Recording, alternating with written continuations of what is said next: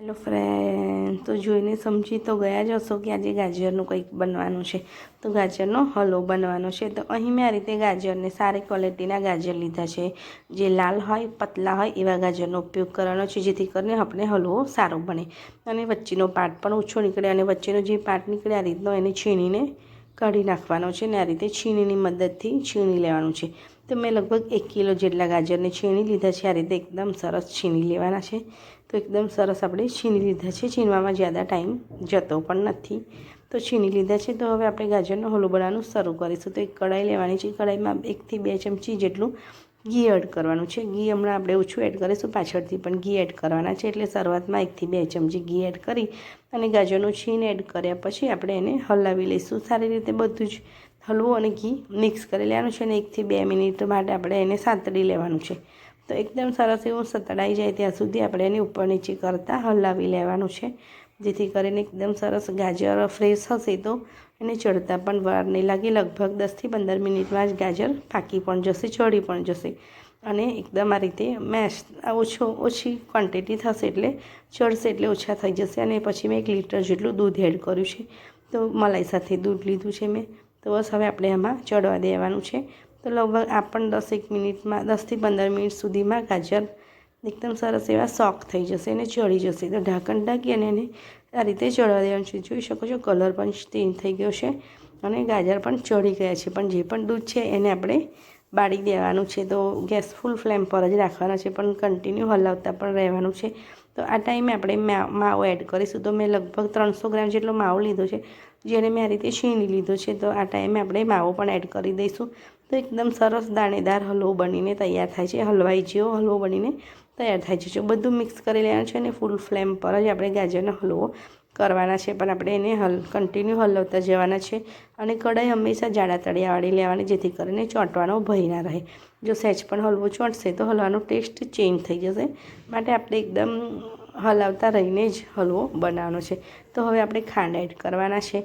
તો ખાંડ પણ આપણે 1.5 કપ જેટલી ખાંડ લીધી છે મેં, પણ ખાંડ આપણે ધીરે ધીરે એડ કરવાના છે, એકી સામથી એડ નથી કરવાના. તમે જેમ જેમ થોડી થોડી ખાંડ એડ કરશો એમ એમ હલવાનો તમે કલર જોઈ શકો છો, થોડો લાલાશ પડતો કલર એડ કર્યા વગર જ હલવાનો કલર બહુ જ સરસ આવશે. તો જોઈ શકો છો. તો હવે બીજી વાર મેં ખાંડ એડ કરી છે. તો પહેલાં મેં 1 કપ અને ફરી 1/2 કપ એડ કરી છે. તો આ રીતે બસ થોડા ટાઈમે ખાંડને મિક્સ કરતા જવાનું છે, જેથી કરીને પાણી બળવામાં પણ તકલીફ ના થાય અને હલવાનો કલર પણ એકદમ સરસ આવશે. તો તમે જેમ ખાંડ એડ કરશો એમ હલવાનો કલર એકદમ સરસ થતો જશે. તો જોઈ શકો છો હલવો એકદમ સરસ થઈ ગયો છે. હવે ફૂલ ફ્લેમ પર આપણે હલવાનું છે, પણ દૂધ કે પાણી છે, ખાંડનું પાણી એ બાળી લેવાનું છે અને આ રીતે આપણે એને મિક્સ કરતા જવાનું છે. તો એકદમ સરસ એવો આપણો હલવો બનીને તૈયાર થાય છે. લાસ્ટમાં આપણે ઇલાયચી પાવડર એડ કરીશું અને ડ્રાયફ્રૂટનો ભૂકો તમને પસંદ હોય તો એડ કરી શકો છો, નહીં તો સ્કીપ પણ કરી શકો છો. તો એકદમ સરસ એવો આપણો હલવો તૈયાર થવાની તૈયારીમાં છે. અને 1 ચમચી 1 થી 1.5 ચમચી જેટલી મેં ખસખસ એડ કરી છે. અને બસ બધું સારી રીતે આપણે મિક્સ કરી લેવાનું છે.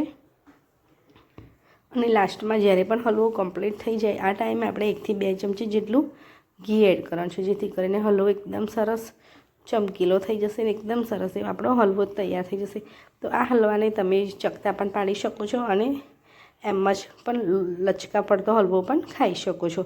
અને તમારે જ્યારે પણ ખાવા હોય ત્યારે ઓવન કે કઢાઈમાં ગરમ કરીને પણ ખાઈ શકો છો. તો એ પણ એકદમ સરસ લાગે છે.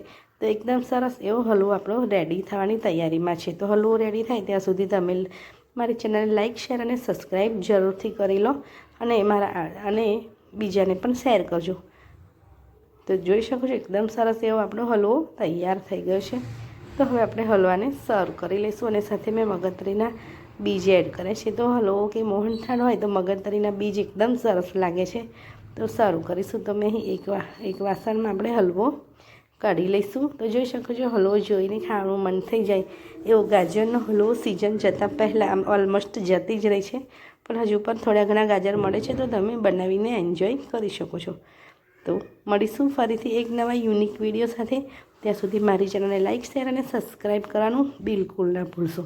તો મળીશું ફરીથી એક નવા યુનિક વિડીયો સાથે. Thank you.